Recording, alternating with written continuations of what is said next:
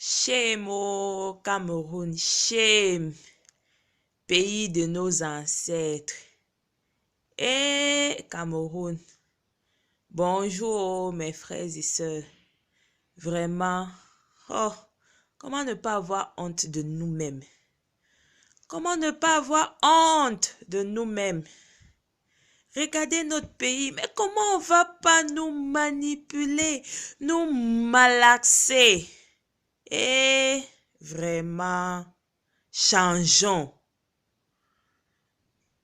Ce matin-là, je viens avec cette pensée, c'est-à-dire cette réflexion du docteur Wonangini qui taxait les Camerounais comme étant des personnes adeptes de la technique du Njor. Et c'est vrai, vraiment quand j'observe les événements au pays, c'est vrai, nous sommes adeptes de la technique du Njor. J'ai fait d'abord, si ça change, c'est bon. Et si ça ne change pas, non, nous serons encore les premiers à nous moquer. On va se moquer de ceux qui ont osé lever la voix pour dire non, nous ne sommes pas d'accord. Hein? Regardez, une initiative est en train de se mettre en place, la marche pour Eva. Hein? On s'est dit, il faut qu'on marche pour dire non aux crimes rituels perpétrés sur nos enfants. Hélas, aucun autre corps ne se mobilise. Aucun autre corps ne se mobilise. Non, mais c'est une honte. Et quand je parle, et quand je cite ici, des corps qui ne se mobilisent pas, je pense notamment aux avocats. Qu'est-ce que les avocats attendent? Dans d'autres pays, on voit les avocats se constituer en collège spontanément et introduire un dossier à la justice pour qu'une campagne sociale de dénonciation contre un fléau de la société puisse avancer. Les avocats, qu'est-ce que vous attendez pour vous constituer en collège afin d'introduire un dossier au niveau de la justice? Quitte à ouvrir un procès. En ce moment, je vous assure, les Camerounais seront prêts à soutenir votre travail. Et quand je parle de soutenir votre travail, on n'a pas un radis à vous donner. Parce que vous avez aussi ce rôle-là de protéger les citoyens. De protéger les droits des citoyens, les avocats. Qu'est-ce que vous attendez pour vous constituer? Je ne parle pas des magistrats, parce que là-bas, c'est un autre corps. Vraiment, ils dépendent du Très-Haut. Ils dépendent du Très-Haut. Vous vous souvenez, suivez mon regard. Affaire Vanessa Tchatcho. Quel magistrat va accepter? Oh, c'est des personnes. C'est des personnes qui doivent se mobiliser aussi spontanément. Bref, l'appareil juridique devrait se mobiliser spontanément pour venir soutenir cette initiative de marche pour Eva, qui ne concerne pas seulement cet enfant, mais qui concerne tous ces enfants assassinés depuis le 12 septembre jusqu'à nos jours sur le territoire camerounais. Sans oublier aussi l'affaire des filles de Mimboman et plein d'autres affaires criminelles qu'on camoufle dans nos tribunaux. Je pense aussi notamment à ces enfants-là qui souffrent d'abus sexuels dans les familles et qu'on ne dénonce pas. Ces enfants dont les parents abusent et qu'on ne dénonce pas. Non, vraiment, la société camerounaise, nous devons apprendre à se mettre ensemble pour dire non à quelque chose qui nous touche. Parce que si ces enfants sont assassinés, ne vous dites pas que c'est les enfants des autres. C'est nos enfants, ils nous appartiennent.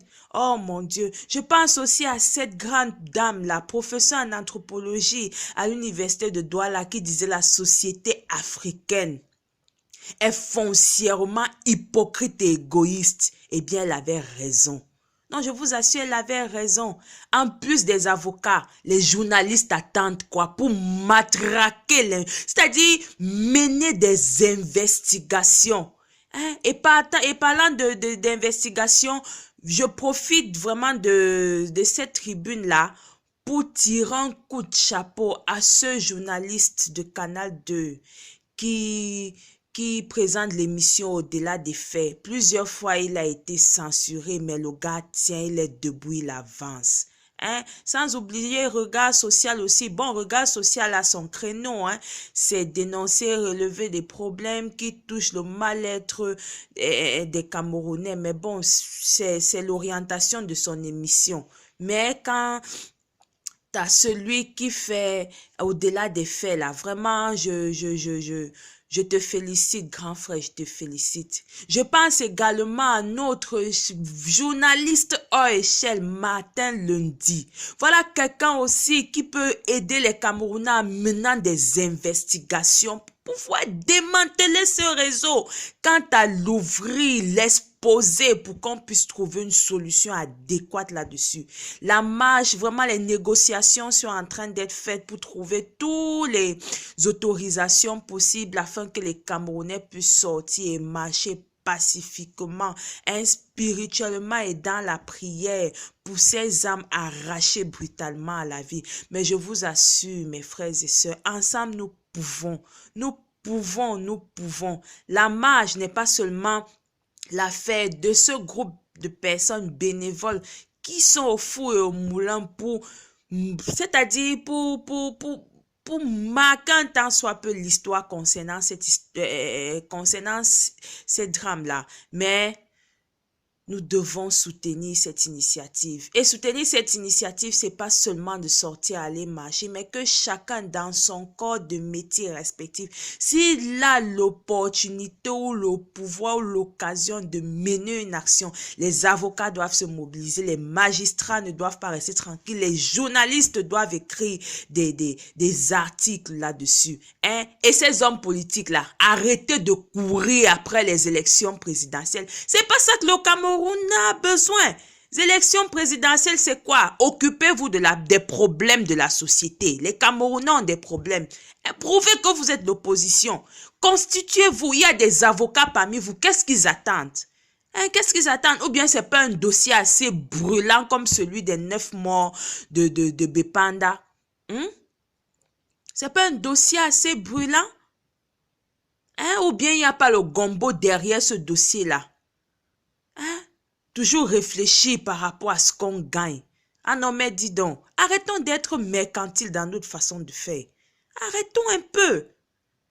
Hein? Arrêtons un peu. N'allez surtout pas dire que moi-même là qui parle, là, qu'est-ce que je fais? C'est ce que je peux faire. C'est ce que je peux faire. Hein? Il y a quelque chose, il y a un adage qui dit, pour engager une initiative, hein, utilise le pouvoir que tu as, utilise les outils que tu as, commence d'abord où tu te trouves. Eh bien, produire ces petites vidéos et poster sur les réseaux sociaux, c'est mon petit pouvoir que j'ai. C'est mon petit pouvoir que j'ai. C'est ma façon à moi de contribuer. C'est ma façon aussi. Si j'étais avocat, non, je vous assure, même seul, je devais engager une procédure judiciaire. Mais hélas, je ne suis pas avocate. Je ne suis pas avocate. Qui me connaît? Personne ne me connaît. Je ne veux même pas qu'on me connaisse. Hein? Mais mon travail, c'est de sensibiliser et d'amener les gens, d'encourager les gens, vraiment de nous encourager mutuellement à pouvoir se lever pour cette affaire de crime sur les enfants. Non, il ne faut pas que l'engouement qu'on a eu en regardant à la télé le corps décapité d'Eva s'arrête. Non, ça doit continuer. Ça doit continuer. Et il faudrait pas aussi que le fait qu'on retrouve aussi alternativement des enfants qui ont été enlevés, qu'on les retrouve, c'est une bonne chose. C'est bien. On rend gloire à Dieu. On remercie le Seigneur de les avoir protégés. Mais derrière cette petite réussite, il y a des grandes pertes. Il y a des grandes pertes. Quand un être humain perd la vie, ce cadavre-là vaut mieux qu'une centaine de personnes qui ont été, vaut mieux qu'une centaine de personnes retrouvées en vie. Je vous assure, je vous assure. La vie humaine Non, la vie humaine est glorieuse. La vie humaine, c'est le plus grand don qu'on puisse avoir. Vivre là, c'est important. C'est important pour tout le monde et c'est utile. Parce que nous, on a été des enfants. On a été des enfants et nous continuons d'être des enfants de nos parents et du Seigneur. Alors, à notre niveau, protégeons nos enfants et protégeons ceux des autres. Sur ce, je vous souhaite une bonne journée, mes frères et sœurs.